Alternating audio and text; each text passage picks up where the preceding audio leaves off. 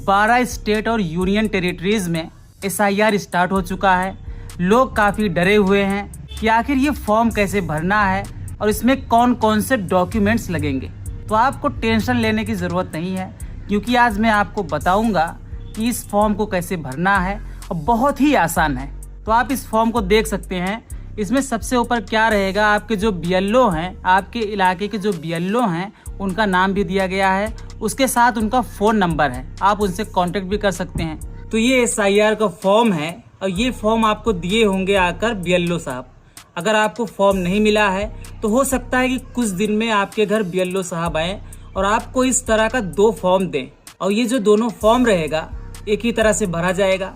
और आपको जब फॉर्म मिलता है तो आप उसकी फ़ोटोकॉपी करा लीजिए, नहीं तो अगर आपका कुछ गलत होता है तो दूसरा फॉर्म नहीं मिलेगा। फ़ोटोकॉपी करा के रखेंगे तो अगर एक में गलत होता है तो दूसरा भर सकते हैं, और नहीं कराएंगे तो आपका नुकसान हो सकता है। तो चलिए वीडियो में देखते हैं कि इस फॉर्म को कैसे भरना है। बहुत ही आसान वीडियो होगी, तो वीडियो में बने रहिए। अगर आप इस वीडियो को पूरा देख लेंगे तो आपको SIR के लिए टेंशन लेने की ज़रूरत नहीं पड़ेगी। आप खुद ही से इस फॉर्म को भर पाएंगे, और वो भी बहुत ही आसान तरीके से। तो आपको किसी के पास जाने की ज़रूरत नहीं है, आप खुद ही से भर पाएंगे। लेकिन आपको इस वीडियो को पूरा देखना पड़ेगा। तो आप इस फॉर्म में सबसे ऊपर देखेंगे तो आपके इलाके के जो BLO साहब हैं उनका नाम लिखा होगा, और साथ में उनका नंबर भी दिया है। एक आदमी को SIR के 2 फॉर्म दिए जाएंगे, और दोनों फॉर्म एक जैसे हैं, और एक ही तरीके से दोनों फॉर्म को भरना है। जो भी डिटेल एक फॉर्म में डाली जाएगी वही डिटेल दूसरे फॉर्म में भी डालनी है, और उसके बाद फॉर्म को BLO साहब को देकर उनकी साइन करवाकर एक अपने पास रखना है और एक कॉपी BLO साहब को देनी है। अब सबसे बड़ी प्रॉब्लम ये है कि ये फॉर्म तो हमें मिल चुके हैं, लेकिन बहुत सारे लोग ऐसे हैं जो इनको ठीक से भर नहीं पा रहे हैं। गांव देहात में लोग तो एक दूसरे के पास भाग रहे हैं। लोग समझ नहीं पा रहे हैं कि इसमें क्या डिटेल देनी है, कौन कौन से डॉक्यूमेंट्स इसमें लगेंगे, कौन कौन से डॉक्यूमेंट्स की डिटेल इसमें भरी जाएगी। वैसे तो ये फॉर्म बहुत ही आसान है, आप बहुत ही आसानी से इसको अपने घर पर बैठकर भर सकते हैं, लेकिन फिर भी लोग काफ़ी ज़्यादा परेशान हैं। तो आइए मैं आपको बहुत ही आसान तरीके से इस फॉर्म को भरना सिखाता हूँ। आपको किसी की भी ज़रूरत नहीं पड़ेगी। आपके घर अगर BLO साहब फॉर्म लेकर आएंगे, आप खुद ही अपने घर पर इसको बहुत आराम से भर सकते हैं। इस फॉर्म को भरने से पहले आपको 2003 की SIR यानी 2003 की वोटर लिस्ट निकलवानी पड़ेगी। वोटर लिस्ट का जो पहला पेज होगा उसमें सारी डिटेल दी गई होंगी।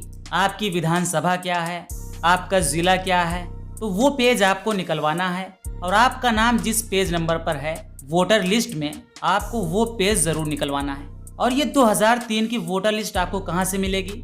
आपके घर जो BLO साहब आएंगे उन्हीं के पास वो लिस्ट होगी। अगर वो लिस्ट BLO साहब के पास नहीं है या BLO साहब आपको लिस्ट नहीं दे रहे हैं, तो मैं कमेंट बॉक्स में एक लिंक डाल रहा हूँ। सबसे ऊपर जो कमेंट है उसमें एक लिंक होगा, आप उस लिंक पर क्लिक करके पहले आप अपने ज़िले का नाम डालें, उसके बाद आपकी जो विधानसभा है उसका नाम डालें। उसके बाद सर्च करने पर पूरी लिस्ट आपके सामने आ जाएगी। आपका जो गाँव है, आपका जो एरिया है, उसका नाम भी आपको देखने को मिल जाएगा। डाउनलोड के ऑप्शन पर क्लिक करके कैप्चा डालना है। उसके बाद आप 2003 की वोटर लिस्ट डाउनलोड कर सकते हैं। हालांकि ये जो लिंक मैं डाल रहा हूँ ये सिर्फ यूपी के लोगों के लिए है। बाकी लोग अगर डाउनलोड करना चाहते हैं तो इलेक्शन कमीशन की वेबसाइट पर जाकर 2003 की वोटर लिस्ट डाउनलोड कर सकते हैं। एक ज़रूरी बात ये है कि पहले आप अपने फॉर्म की फ़ोटोकॉपी करवा लें, क्योंकि अगर ये भरते टाइम गलत हो गया तो आपको दूसरा फॉर्म नहीं मिलेगा। क्योंकि ये जो फॉर्म है ये आ रहा है आपके फ़ोटो के साथ। जो फ़ोटो आपके पुराने वाले वोटर लिस्ट में था उसी फ़ोटो के साथ और आपके नाम के साथ आ रहा है। अगर ये गलत हो जाता है तो आपको दूसरा फॉर्म नहीं मिलेगा। इसलिए इसको भरने से पहले कम से कम 2-4 फ़ोटोकॉपी निकलवा कर एक्स्ट्रा ज़रूर रखें, ताकि अगर एक फॉर्म गलत भी हो जाए तो दूसरे फॉर्म को ठीक से भर सकें। तो आइए अब जानते हैं कि इस फॉर्म को भरना कैसे है। आपको कुछ इस तरीके का फॉर्म देखने को मिलेगा। आपकी वो फ़ोटो जो पुरानी वाली वोटर लिस्ट में थी वो देखने को मिलेगी यहाँ पर। आपको यहाँ पर अपनी नई फ़ोटो लगानी है, और फ़ोटो ऐसा होना चाहिए जो कुछ ही महीने में खिंचवाई गई हो। पासपोर्ट साइज़ फ़ोटो होनी चाहिए जो यहाँ पर लगानी है। आपका नाम, आपके विधानसभा क्षेत्र का नाम यहाँ पर पहले से ही प्रिंट होगा। तो सबसे पहले यहाँ पर आपको अपनी डेट ऑफ बर्थ लिखनी है। डेट ऑफ बर्थ के बाद दूसरे ऑप्शन में आधार नंबर लिखना है। वैसे तो ये ऑप्शनल है, लिखेंगे तब भी सही है और नहीं लिखेंगे तब भी। उसके बाद यहाँ पर अपना फ़ोन नंबर डालें, फिर यहाँ पर अपने पिता का नाम डालें। पिता का नाम डालने के बाद अब यहाँ पर जो कॉलम है इसमें काफ़ी लोग कंफ्यूज हो रहे हैं। पिता अभिभावक का EPIC नंबर अगर अवेलेबल हो तो। अब ये EPIC नंबर क्या है, इसको जानना बहुत ज़रूरी है। आपके जो फादर हैं, आपके जो पिताजी हैं, उनको भी इस तरह का एक फॉर्म मिला होगा। तो आप यहाँ कॉर्नर पर जाकर देखेंगे तो यहाँ पर आपके पिताजी का EPIC नंबर लिखा होगा। अगर यहाँ पर एपिक नंबर नहीं लिखा है तो आपके पिताजी का जो पहचान पत्र है, आपके पिताजी का जो वोटर ID है, उस वोटर ID पर ये एपिक नंबर लिखा होगा। इंग्लिश में एपिक लिखा होगा और हिंदी में लिखा होगा EPIC। तो ये नंबर आपको यहाँ पर डालना है।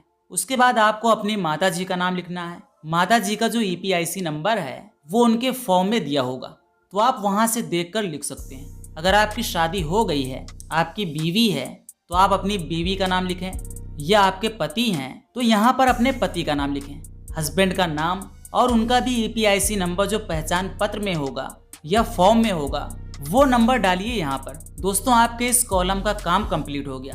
दोस्तों, अब आते हैं दूसरे कॉलम पर।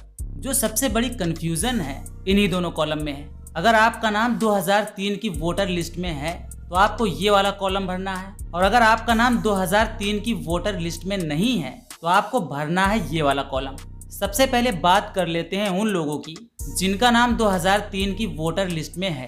तो सबसे पहले आप यहाँ पर अपना नाम लिखेंगे जो आपकी 2003 की वोटर लिस्ट में नाम लिखा हुआ हो। उसके बाद EPIC नंबर जो पहचान पत्र नंबर है वो भी वोटर लिस्ट में मिल जाएगा। तो 2003 की वोटर लिस्ट में जो EPIC नंबर आएगा वो नंबर आपको लिखना है यहाँ पर। अब आता है संबंधी का नाम। इसमें क्या लिखना है, इसमें आपको अपने पिता का नाम लिखना है। उसके बाद लिखना होगा संबंध। आपका ज़िला क्या है वो लिखना है, आपका राज्य क्या है, UP या MP जो भी है उसको लिखना है। आपकी विधानसभा क्या लगती है, इसमें लिखना होगा विधानसभा का नाम। उसके बाद आता है विधानसभा निर्वाचन क्षेत्र की संख्या। इसके लिए आपने जो वोटर लिस्ट निकलवाई होगी उसका जो पहला पेज होगा उस पेज पर आपको लिखा हुआ दिखेगा। आपको यहाँ पर अपने विधानसभा निर्वाचन क्षेत्र की संख्या लिखनी है। उसके बाद लिखनी है भाग संख्या। भाग संख्या भी 2003 की वोटर लिस्ट में मिल जाएगी, तो आपको यहाँ पर भाग संख्या लिखनी है। उसके बाद लिखनी है क्रम संख्या। आपका जो वोटर लिस्ट होगा उसमें आपके नाम के आगे क्रम संख्या लिखी होगी, इसमें उसी संख्या को लिख देना है। इस कॉलम में बस आपको इतना ही करना है। अगर आपका नाम 2003 की वोटर लिस्ट में नहीं है तो आपको ये वाला कॉलम छोड़कर इस कॉलम को भरना होगा।